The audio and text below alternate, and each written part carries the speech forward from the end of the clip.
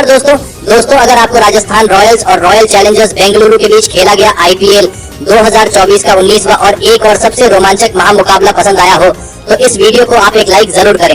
इस वीडियो का like target 400 like है, तो इस वीडियो को आप दिल से लाइक जरूर करें। दोस्तों आईपीएल 2024 के 19वें और एक और सबसे रोमांचक महामुकाबले में आईपीएल इतिहास की दो सबसे बड़ी टीमें एक दूसरे से भिड़ी।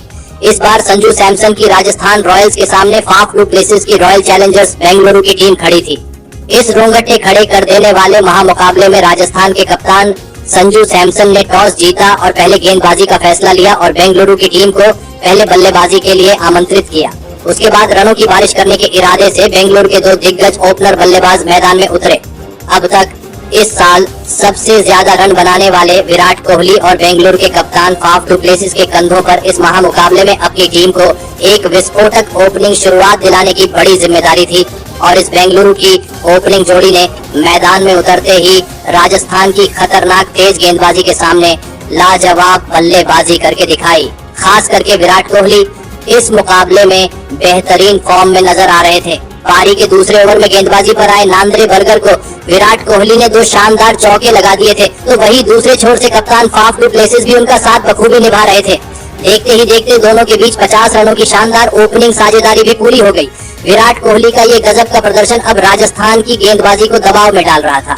अब इस साझेदारी ने राजस्थान के कप्तान संजू सैमसन को दबाव में डाल दिया था। राजस्थान का कोई भी गेंदबाज विराट कोहली को अब रोक नहीं पा रहा था और फिर इसी बीच पारी के 11वें ओवर में एक लाजवाब छक्का लगाते हुए विराट कोहली ने अपना इस मुकाबले का शानदार अर्धशतक पूरा कर लिया। विराट कोहली की इस पारी ने अब राजस्थान की गेंदबाजी को पूरी तरह बैकफुट पर धकेल दिया था। विराट कोहली और फाफ डू प्लेसिस की ओपनिंग साझेदारी अब देखते ही देखते 100 रनों के पार पहुंच चुकी थी। कप्तान संजू सैमसन अब बहुत ही ज्यादा दबाव में दिखने लगे थे। दूसरे छोर से कप्तान फाफ डू प्लेसिस का बल्ला भी चल रहा था। पूरी राजस्थान की गेंदबाजी मिलकर भी बेंगलुरु की इस ओपनिंग साझेदारी को तोड़ नहीं पा रही थी। विराट कोहली और कप्तान फाफ डू प्लेसिस ने मिलकर अब अपनी टीम को 125 रनों पर पहुंचा दिया था, लेकिन फिर तभी गेंदबाजी पर आए युजवेंद्र चहल ने सेट हो चुके बेंगलुरु के कप्तान फाफ डू प्लेसिस को जोस बटलर के हाथों कैच आउट कर दिया। कप्तान फाफ डू प्लेसिस 33 गेंद में 44 रन बनाकर आउट हो गए। अब बेंगलुरु की इस विशाल साझेदारी के टूटने के बाद ग्लेन मैक्सवेल बल्लेबाजी करने मैदान में उतरे, लेकिन ग्लेन मैक्सवेल को आते ही नांद्रे बर्गर ने क्लीन बोल्ड कर दिया। ग्लेन मैक्सवेल सिर्फ 3 गेंद में एक ही रन बना पाए। एक लाजवाब ओपनिंग साझेदारी के बाद बेंगलुरु की टीम को एक के बाद एक दो बड़े झटके लग चुके थे। अब कहीं न कहीं राजस्थान की गेंदबाजी ने इस मुकाबले में वापसी कर ली थी। अब बल्लेबाजी के लिए सौरभ चौहान मैदान में उतरे, लेकिन दूसरे छोर पर बल्लेबाजी कर रहे विराट कोहली की पारी पर विकेट गिरने का कोई भी असर नहीं हो रहा था और गेंदबाजी पर आए आवेश खान को विराट कोहली ने एक के बाद एक 3 लाजवाब चौके लगा दिए और फिर एक बार दबाव राजस्थान की गेंदबाजी पर बना दिया। विराट कोहली अब एक और ऐतिहासिक शतक से कुछ ही रन दूर थे, लेकिन तभी दूसरे छोर पर बल्लेबाजी कर रहे सौरभ चौहान को युजवेंद्र चहल ने यशस्वी जायसवाल के हाथों कैच आउट कर दिया। सौरभ चौहान 6 गेंदों में 9 रन बनाकर आउट हो गए। अकेले विराट कोहली ही बेंगलुरु के इकलौते ऐसे बल्लेबाज थे जो राजस्थान की गजब की गेंदबाजी पर रन बना रहे थे। उनका कोई भी बेंगलुरु का बल्लेबाज साथ नहीं दे पा रहा था। अब बल्लेबाजी के लिए कैमरन ग्रीन मैदान में उतरे, लेकिन अब मैदान में बैठा हर एक दर्शक अपने कुर्सी से उठ चुका था, क्योंकि खुद विराट कोहली 99 रनों पर बल्लेबाजी कर रहे थे और फिर लाजवाब फॉर्म में चल रहे विराट कोहली ने 1 रन लेते हुए अपने करियर का एक और ऐतिहासिक शतक पूरा कर लिया। विराट कोहली इस मुकाबले में धमाकेदार फॉर्म में नजर आ रहे थे और इस पारी के अंतिम ओवर में भी 3 लाजवाब चौके लगाते हुए विराट कोहली ने इस मुकाबले में 72 गेंदों में 113 रनों की लाजवाब पारी खेली और इसी के चलते बेंगलुरु की टीम ने 183 रनों का एक बड़ा लक्ष्य राजस्थान की टीम के आगे रखा। उसके बाद बेंगलुरु से मिले 184 रनों के विशाल लक्ष्य का पीछा करने राजस्थान के दो दिग्गज फॉर्म में चल रहे ओपनर बल्लेबाज मैदान में उतरे। यशस्वी जायसवाल और जॉस बटलर के कंधों पर इस बड़े लक्ष्य का पीछा करते हुए अपनी टीम को एक विस्फोटक ओपनिंग शुरुआत दिलाने की बहुत ही बड़ी जिम्मेदारी थी, लेकिन बेंगलुरु की तेज गेंदबाजी ने राजस्थान की इन उम्मीदों को पारी के पहले ही ओवर में तोड़ दिया और गेंदबाजी पर आए रीस टॉपली ने यशस्वी जायसवाल को ग्लेन मैक्सवेल के हाथों कैच आउट कर दिया। यशस्वी जायसवाल बिना खाता खोले ही आउट हो गए। यशस्वी जायसवाल के पहले ही ओवर में आउट हो जाने के बाद अब राजस्थान के कप्तान संजू सैमसन मैदान में उतरे और फिर यहां से जॉस बटलर और कप्तान संजू सैमसन ने एक सबसे महत्वपूर्ण साझेदारी राजस्थान की टीम के लिए बनानी शुरू कर दी। जॉस बटलर जो अब तक खराब फॉर्म से जूझ रहे थे, वह अब इस मुकाबले में बेंगलुरु की टीम के लिए एक बड़ा खतरा बन रहे थे। पारी का छठा ओवर डालने आए मयंक डागर की इस ओवर में जॉस बटलर ने 3 चौके और एक लाजवाब छक्का लगाते हुए इस ओवर में 20 रन बना लिए। तो वहीं कप्तान संजू सैमसन भी इस मुकाबले में बेहतरीन फॉर्म में नजर आ रहे थे। देखते ही देखते जॉस बटलर और संजू सैमसन के बीच एक लाजवाब 50 रनों की तूफानी साझेदारी पूरी हो गई। अब बेंगलुरु की गेंदबाजी दबाव में थी। जॉस बटलर और कप्तान संजू सैमसन की इस साझेदारी ने कप्तान फाफ डू प्लेसिस को तक दबाव में रखा था।